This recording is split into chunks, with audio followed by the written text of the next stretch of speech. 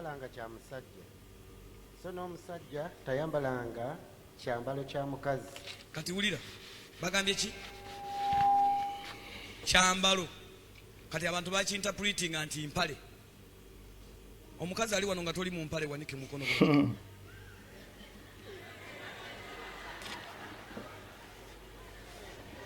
Omukazi ng'oli wano nga toli mu mpale wanike omukono bwoti.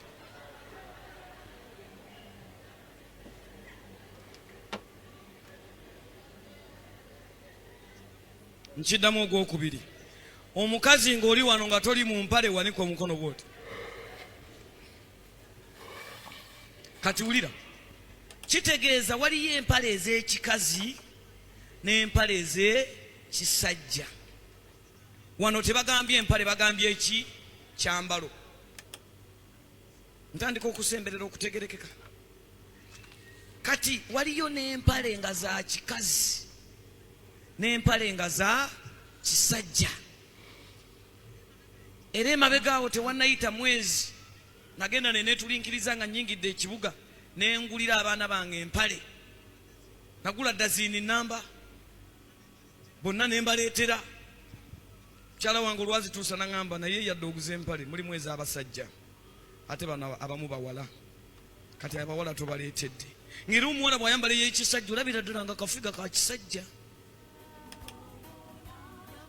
Kati abakyala wano tebagambye empale, bagambye ekyambalo. Omukazi tayambalanga kya musajja n'omusajja tayambalanga kya mukazi. Waliyo essuuti nga z'abakazi. Ngeri omukazi ajambala na nyuma. Waliyo n'essuuti nga za basajja. N'engato lumu siryerabira nagulira mutabani wange engato nga ya kikazi. Mukyala wange yampabula naŋŋamba ey'enkondo ya kikazi si ya kisajja. Kati wano tebagambye empale, era abantu bangi mufunye okwesitala makanisa ag'enjawulo agabuukira ebyawandiikibwa ne gabitwala nga bwe biri. Tetutwala byawandiikibwa literally. Waliwo eggwanga balitya New Zealand, bamalaaya baayo tebambala mini. Kasita oyambala olugoye oluwanvu nga luddugavu oba malaaya, bo bewaabwe bambala mpanvu. Mbatumiddeko New Zealand abantu baayo mikwano gyange muna gyemusinzidde mu linnya erisinga amanya gonna erya Mukama waffe Yesu Kristo abeera ddala omulamu. Ndi musanyufu nnyo ddala ku lwa mwenna Mukama gy'abakuumidde eyo. Tumwebaza olw'ekisa kye ekingi. Nzikirize nti tuwuliziganya bulungi nnyo tuwuliziganya. Mike check 1 2 tucheckinge ku mike. Balamusizaako nnyo oyo na gye musinzidde. Babadde mu bizibu eby'enjawulo, mu ssanyu ery'enjawulo. Nammwe njagala kubayuzaayuza ate njagala kunakuwala awamu nammwe abanakuwala. Tukkiriza nga Mukama mwesigwa ddala. Essaala yange gye nkusabira eryemu nti omwoyo gwo guwone. Omwoyo gwo guwone. Amiina. Nina ensonga lwaki nkugamba ebigambo bino. Ngamba nti Mukama tusaasire, otusaasire. Amiina. Otusaasire. Omugaye nkwetaaga mu mulembe guno gwe tulimu, nkwetaaga mu bulamu buno bwe tulimu. Otherwise atawatali ye simanyi wetuyinza kubeerawo. Nze Nicholas muddu mu Kristo omuweerezaawo alaali, mpako yange alaali.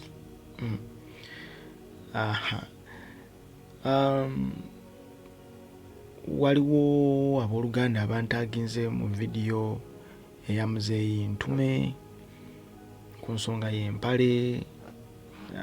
Musumba Ntume nti ali mu kwendoosinga oluganda mu kanisa okwambala empale, engoye si kyekizibu, ffe kizibu n'ebirala.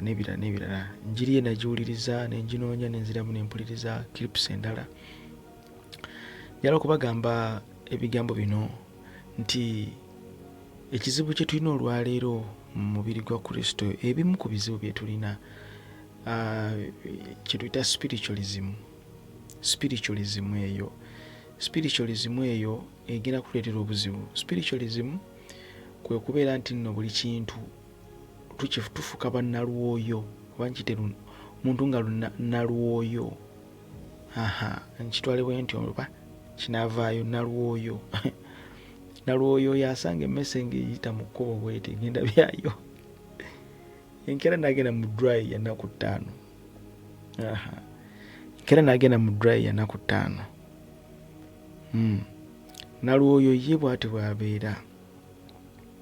Nalwoyo yatula ku TV naye nga amaze kusaba, Mukama ngenda kulaba TV eno n'emizimu egiyita mu TV gireme kunkwata. Kakati oba otegedde mulimu emizimu, lwaki ogiteekako? Mukama mu Amerika eno gye ngenda manyi waliwo emizimu mingi sitaani gy'asiiba gy'atuula ewali ekitebe kya sitaani. Naye nsaba emizimu gyo gireme kumpamba. Lwaki ogendayo? Togendayo. Katulina nnyo oluspiritualism olwo ddala nnyo mu makanisa ageetimba ekigambo deliverance gye tubisanga. Kati abooluganda batuula mu kanisa nga abajjudde spiritualism but they are not spiritual. Mukama yebazibwe nnyo. Kakati ne tuba n'ekizibu ekirala n'abantu bannagenda Magombe n'enkomawo naweereza sitaani emyaka 10 namulaba byakola. Tulina obuzibu obwo. Nina mikwano gyange gyempulira eyo eno Uganda tetubayinaawo. Bannagenda Magombe n'empeereza myaka bwe giti. Naye nina mikwano gyange giri awo Kenya. Omu ku bo Erika Mukisa, yes, ne mikwano gyange abalala bali abaalokoka. Naye ekizibu kye tulina nti abantu bano bajjula data mungi, olumu n'abuuka scriptures. Ekyokubiri ne baleeta nnyo entiisa.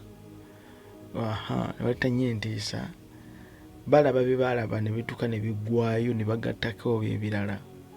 Kakati ebimu ku bintu bye banyumyayo bye baalabanga bo bye baalabibwa sitaani ne balaba bagenda mu geyeena be bantu abambala empale. Kakati kizibu ekyo nkitwala nga kizibu si kitono.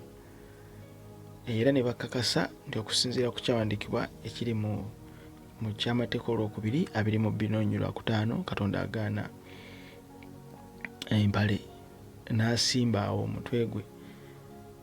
Era nabagamba nti ekyandikwa kyogera ddala Katonda tayagala mpale. Era lwaba obuulizi bali awo mbalaba ku bituuti nayimirira naga Katonda nze bye nali ndoota, Katonda yandoosa nayogera nange naga ava ku mpale, va ku make-up. Kati ekituuka ku make-up ate kiyitirira, va ku make-up. Era najja n'abalaga obubi obuli mu make-up. Kati ogwo omulembe tugulina n'ababuulizi bwe babawadde amatu. Katonda yagaana empale yebazibwe Mukama. Naye ayogera ku make-up tamanyi nti n'okunaaba. Mu kunaaba kw'anaaba akozesa sabbuuni. Sabbuuni ze make-up. Ebizigo make-up. Gundi z'oteeka ku matu, obulabirwamu bw'oteeka ku matu, it's a make-up. Enviri bw'ozisala kakaati ako n'oteekamu ebizigo zireme kubeeramu situka, you are applying make-up. Essaawa gy'otadde ku mukono make-up. Apparels z'oteeka ku mubiri, it's make-up.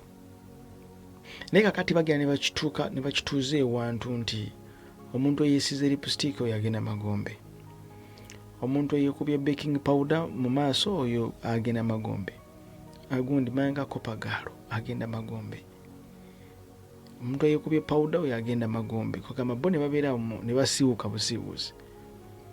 Kati omuntu ayetaddeko lipstick wabanga agenda Magombe, naawe ayeesize ebizigo, naawe era ogenda Magombe, kubanga bibyo byonna make-up. Yebazibwe Mukama. So instead tulina okusomesa abantu how to be careful nga ba applying ebintu ebyo, nga ba applying make-up ku bulamu bwabwe. ku mubiri gwabwe, kubanga omubiri guno Mukama gwetaaga nga mulamu nga muyonjo. So tubalage obuzibu obuyinza okuba nga bubirimu. Naye bwe tukitwala nti twesiga bizigo nti makeup kibi, Mukama yakiŋŋaana. Kati Katonda abanga yakikugaana teyakigaana mulala. One man is meat is another man is poison. Kati gwayinza okuba nga yakugaana makeup, tokwata muzindalo kumugaana balala. Waliwo omulala agenda okumukozesa in the right way, omulala agenda mukozesa in the wrong way. Si bwe kiri? Bwe muba nga mwena mukutte iPhone 16 naye omulala nga iPhone 16 agikozesa okulaba obuseegu n'okwekwata obutambi bw'obuseegu n'abutunda, omulala ate ng'akozesa iPhone 16 okubuulira enjiri, bantu banjawulo bakozesa gadget y'emu, factors zonna ze zimu ezikwatagana n'essimu. Kati Katonda tasobola n'agamba mbaganye okukozesa iPhone kubanga bwe mukozesa iPhone mubeera mu buseegu. No. Kakati ensonga ya muganda waffe Ntume njagala kwogera bwe nti sigenda kudda mu bigambo bya Muzeeyi Ntume naye okuba nti bangase mu tags ezo ningamba why. Kakati Musumba Ntume is right. Yes, muwa backup yange ku nsonga eno. Ekyandikuba tekikugira mukazi kwambala mpale. Kati we were indoctrinated. Tuli indoctrinated. Tutya ndi tulina abantu abalina emizindaalo eminene ng'ayimira n'akwata omuzindaalo enkuyenjenje abantu n'emuwuliriza era yagenda okusalawo. Mukama yayogera nange bwe kiti temwambalanga mpale naawe kakati nekifuuka universal. We are indoctrinated.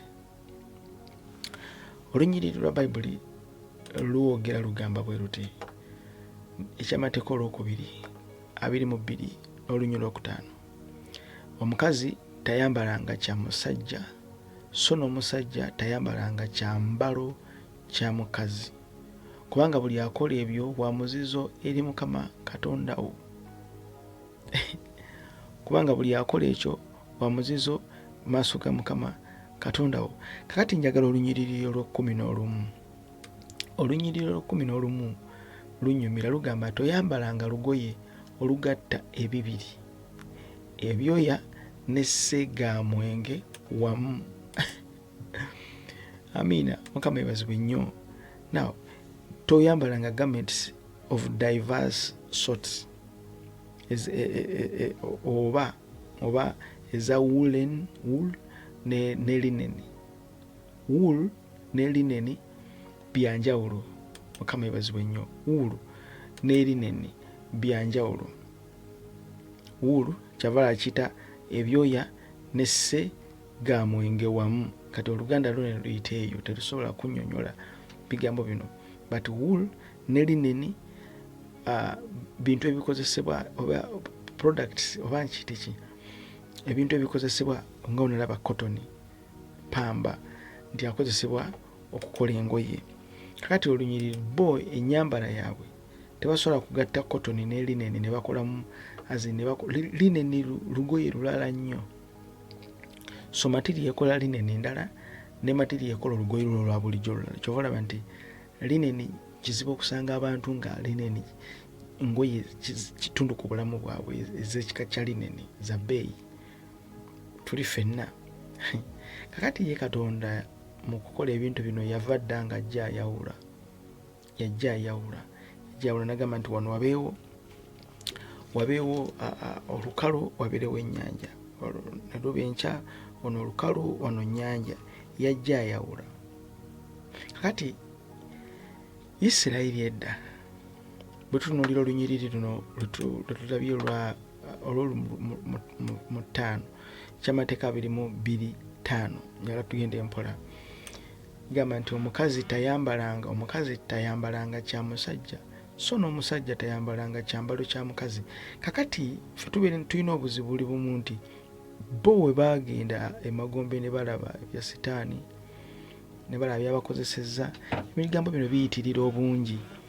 So bw'ogamba nti omukazi Bayibuli emugamba toyambalanga mpale n'otudduse emisinde mu kyamateeka 22:5 ogudde, kubanga lunyiriri lwogera ku mukazi yekka.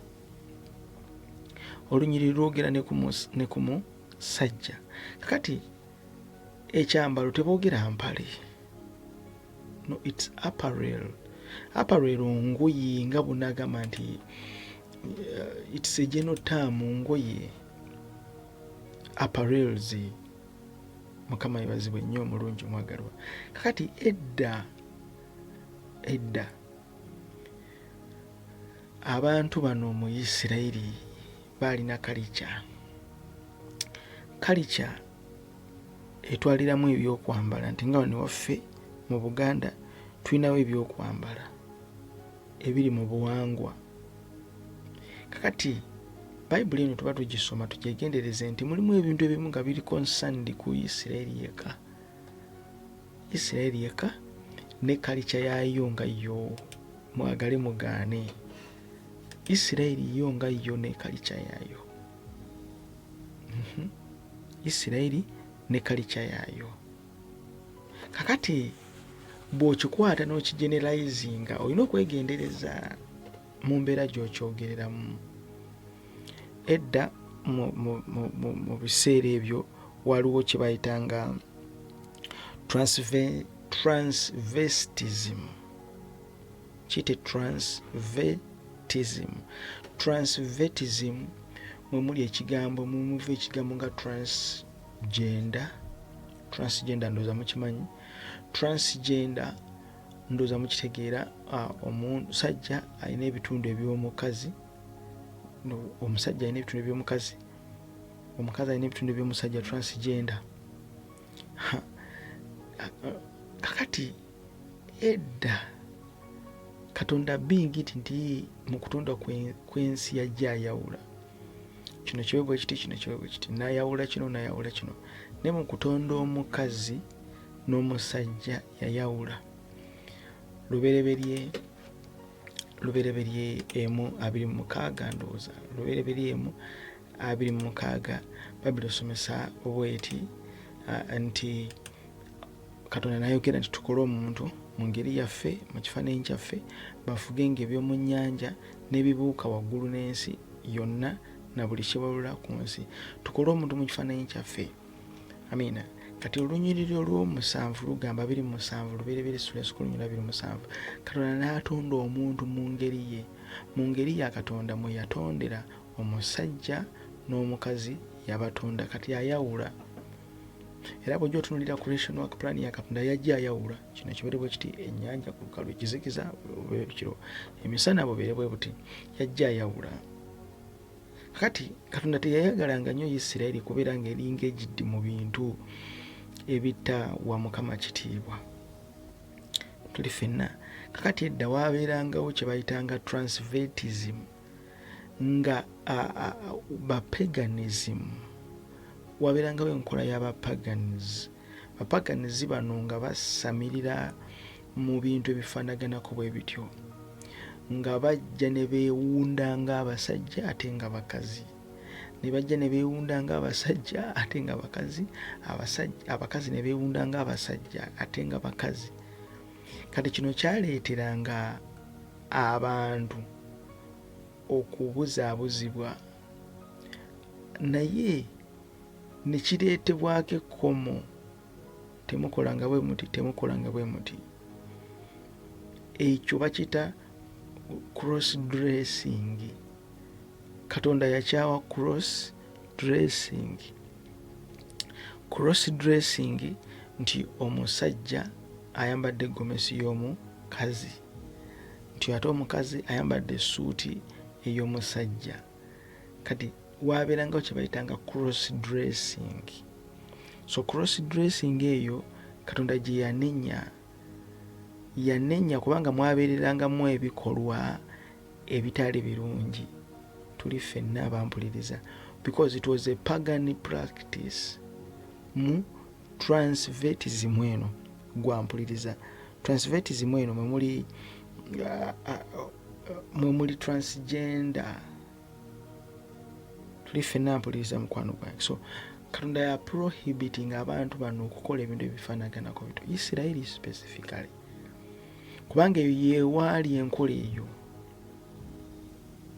kubanga kalica yaabwe teyabakkirizanga kwambala kifaanagana na kya musajja. Mu ngeri emu oba endala tebayambalanga mpale abantu abo, bayambalanga bintu bikanzu byebikkako n'ebirala. Kati nga tebayambalanga mpale.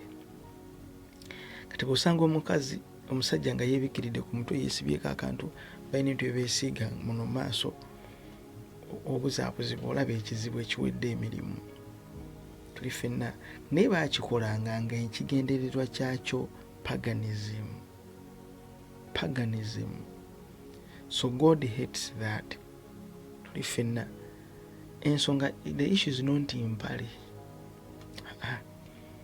The issue is transvestism.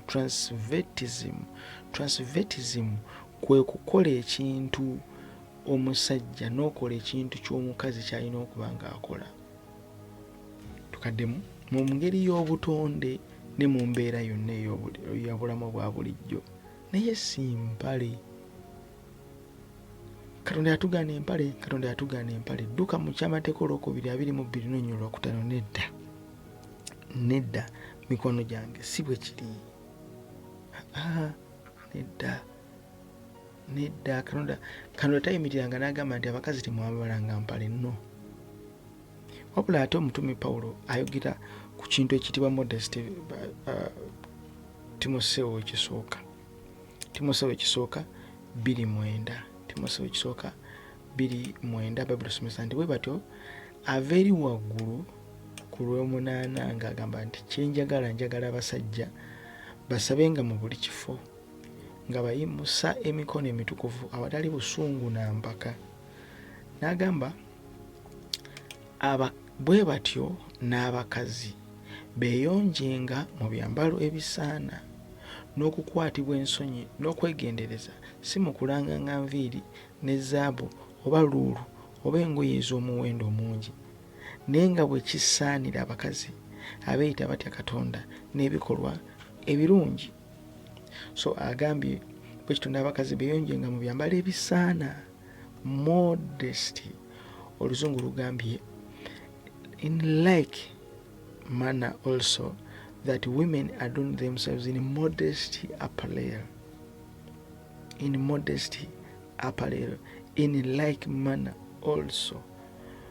Bwe kityo n'abakazi. Kati waba ayogera bwe kityo n'abakazi, kitegeeza n'abasajja aboogeddeko in the same line nabo aboogeddeko. Kyenga bwe nagamba nti tuva Masaka tugenda Jinja, tuli mu baasi naye tugenda kutuuka mu Namanve, tuveemu batuyuse baasi endala. Tuli ffenna kati tuba tutuuse mu baasi bajjemu abantu ne bagamba nti ne bannamasaka bwe batyo oba bwe mutyo ne kuba Namasaka. Bwe mba mutuuse Lukaya, abantu abagenda e Jinja, ab'Embaale, bannambaale, bannakampala, bannagundi, nomala n'ogamba nti ne bannamitiiyana bwe batyo. Bali bwe mutuuka mu mabira mubajjeemu mubatambuza ebigere, ne bannamitiiyana bwe batyo. Kati ne bw'otagamba nti ne bannamitiiyana bwe mutuuka nedda, you have cut it short. Abakazi agambye atya? Agambye nti bwe batyo n'abakazi beeyonjenga mu byambalo ebisaana.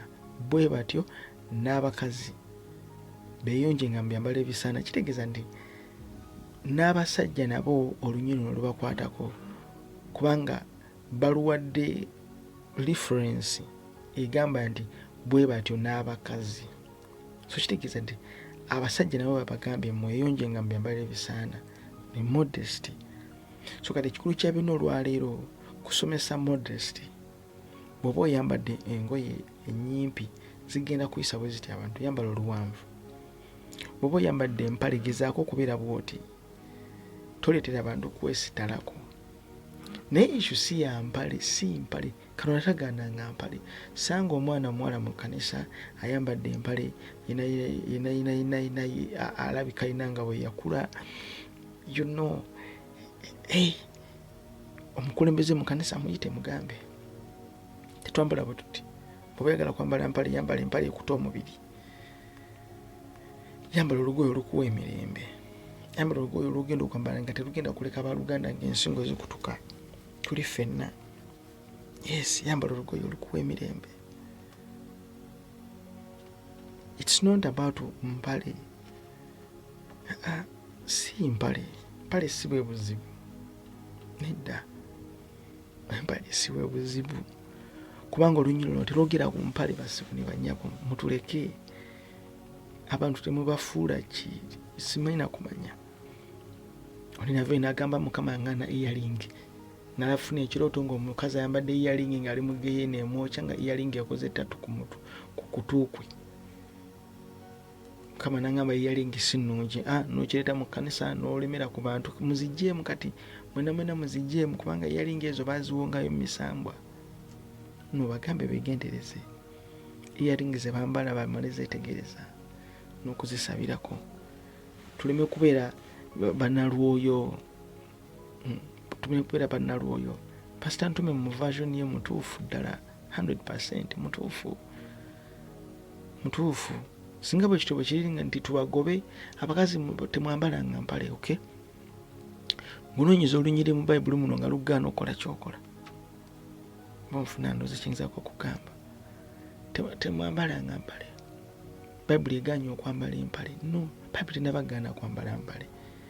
Bayibuli yagaana bali. According to Israel's culture, omukazi teyasaananga kwambala neefaananyiza omusajja mu mbala ye. Kye baayitanga transvestism. Mukama gyali aziyiza.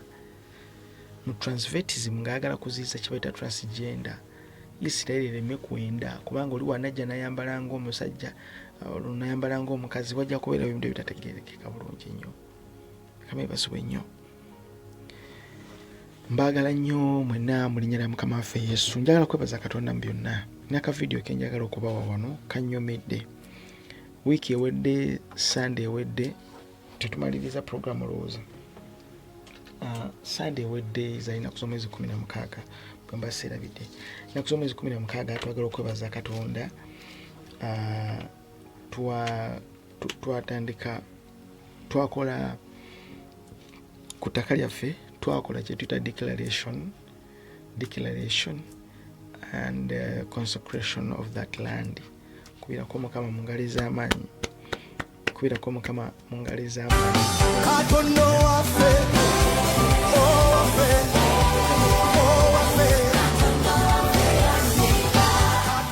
Amina. So twebaza Mukama akyatuzimba mpola mpola, yatuwa ettaka ikanamba n'ekitundu ekyo tukyogera we are proud of it nnyo ddala. Tunyera Mukama waffe Yesu. Mukama yeebazibwe. Twaliyo n'abooluganda nga tukola service. Ngenda kubawa ka vidiyo ako naye twetaaga help. Siyagala kiyita help. Yimirirako naffe mu nsonga ez'obuweereza buno. Twetaaga okuzimbako office, twetaaga okuzimbako store room, church store, twetaaga okuzimbako ne ministers quarters. Tulina service tugenda okubanga tukola nga zitandika Friday, Saturday ne Sunday for now. So tuteeseteese eri abantu abagala ova ewala ng'ekifo kiri bagala kikozesa nga retreat kubanga kinene kirungi ate kisirifu mu kusaba. So nga tubasuubira nti bayinza okusulayo ate okusula baba beetaaga nga tubategekedde. Nolwekyo yimirirako naffe. Bw'olina Mukama kyakuwadde ky'ola okwogerako naffe osobola okuteeka message mu comment section ali ku WhatsApp nawe osobola okutusinkana ne tunyumyamu mu linnya lya Mukama waffe Yesu. Twebaza Katonda kulama mwebale kutwagala. Twali tukikkiriza nti tuyinza okutuukayo eno n'ekibadde ekisa kya Katonda. Mbaagala nnyo. Maliriza mbagamba nti Musumba Ntume is right. Wiiki eno Sunday enejja tugenda wa Mami Gladys Mirembe okuweerezaayo mu linnya lya Mukama waffe Yesu Kristo abeerera ddala omulamu ku Voice of Hope Buwaya ne Mami Gladys Mirembe. Mukama bankumire. Mweraba.